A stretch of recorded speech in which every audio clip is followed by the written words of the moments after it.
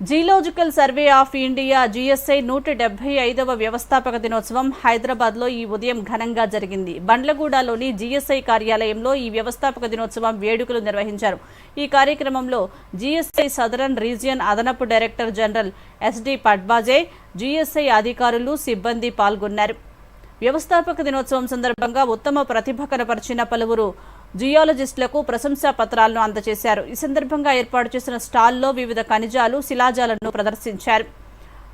భారత గనుల మంత్రిత్వ శాఖ పరిధిలో జిఎస్ఐను 1851లో స్థాపించారు. 1851లో రైల్వే బొగ్గు కనుగొనడం కోసం ప్రారంభమైన జిఎస్ఐ తర్వాత అంచెలంచెలుగా ఎదిగింది. భౌగోళిక సమాచారానికి సంబంధించి పలు అవసరాలను తీరుస్తోంది. ఖనిజ వనరుల అన్వేషణలో కీలకంగా మారింది.